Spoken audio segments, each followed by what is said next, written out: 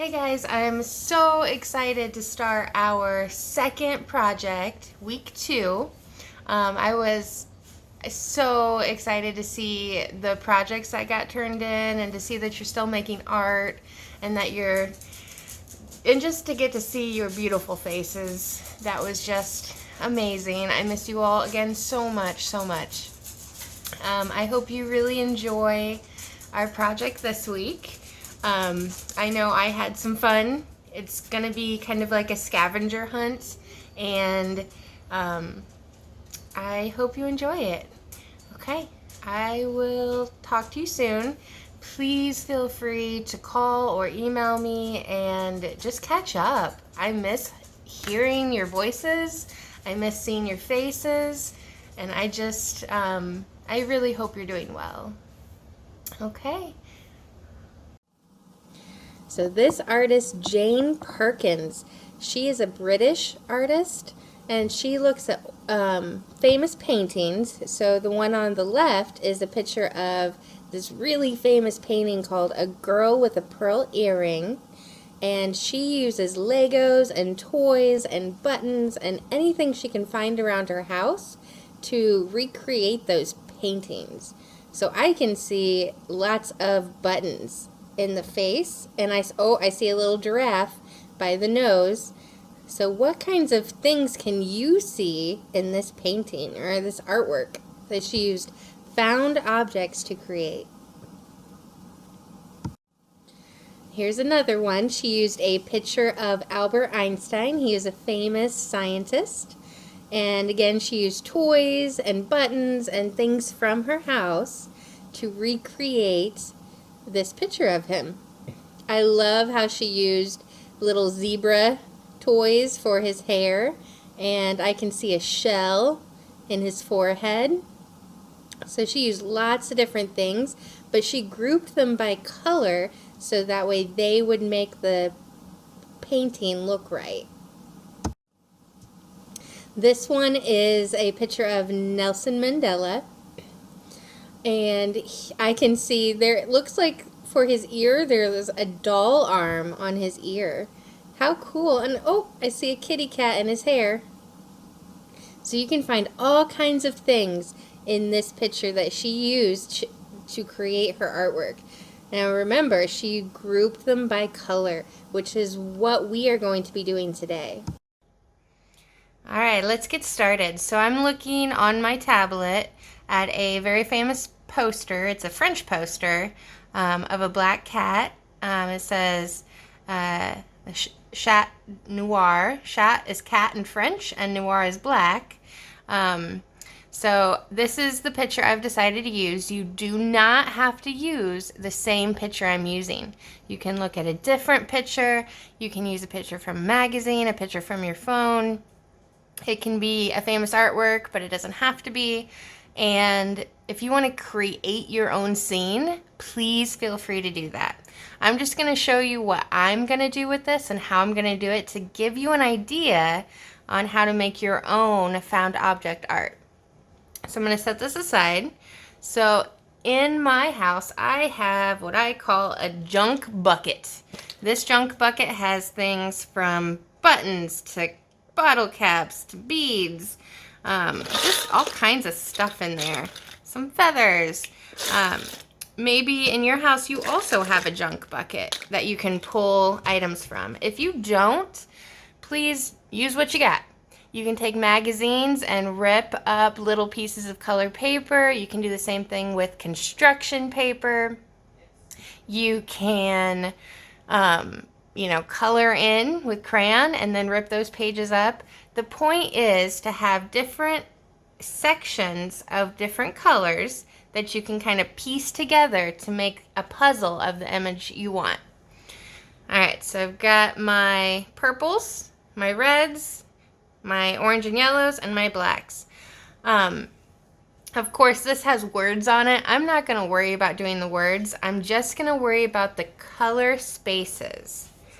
Alright, if you just leave a bucket, like your junk bucket like this, and you're digging for the colors, that's going to be a lot harder than if you go through and you say, oh, I need black and I need yellow and I need red, and go through and pick those out and make little piles of the colors that you need. I know there's no purple in my picture, but I was just setting aside some just in case I didn't have enough red. But let's go ahead and get started. So I think first I'm gonna look at the shape of the cat's head. I'm gonna start there. So the cat's head is kind of like an oval.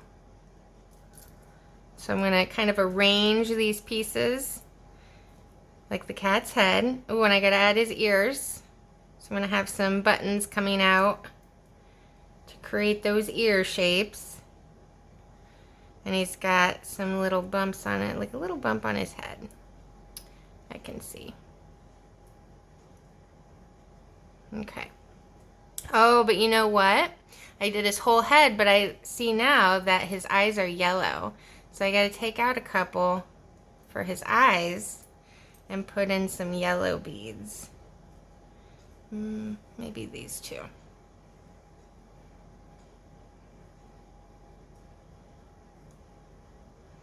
And is this gonna look as good as the artist we looked at? No, but it's still fun, and it's still a good way to practice making art at home. All right, now I can go through and work on his body so I can get some bigger beads or bigger buttons out to kind of fill in those spaces. Oh, and there's a big hump over there, so I gotta add a big hump. So I'm not only looking at the colors, I'm looking at the shapes, and I'm trying to recreate those shapes as best I can to make this kitty. And of course I love it because I also have a black kitty, and it reminds me of my kitties. So of course I wanted to make this artwork. All right, now for the tail. Well, I might add one more right there. Now for the tail. Now for the tail. I'm gonna have it come down, come back up, maybe switch those so it gets smaller. All right, and I have a few beads left over, a few buttons left over. I think I'm gonna set those aside. And now I can start on the red box there. So I'm just gonna take some different red buttons. Okay, pro tip, if you try to use a picture that has a whole bunch of colors, it's gonna be really hard to do this.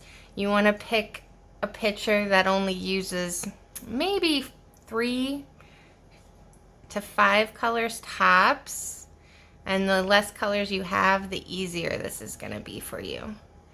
And I want this to be easy for you. I don't want this to be something that's stressful.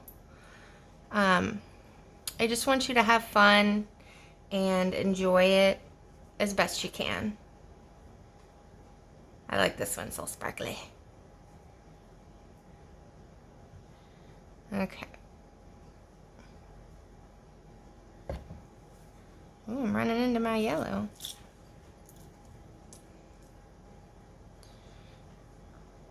Okay, so I might need a few more reds to kind of fill in this space. Let me check my junk box. I have some of these caps I could use.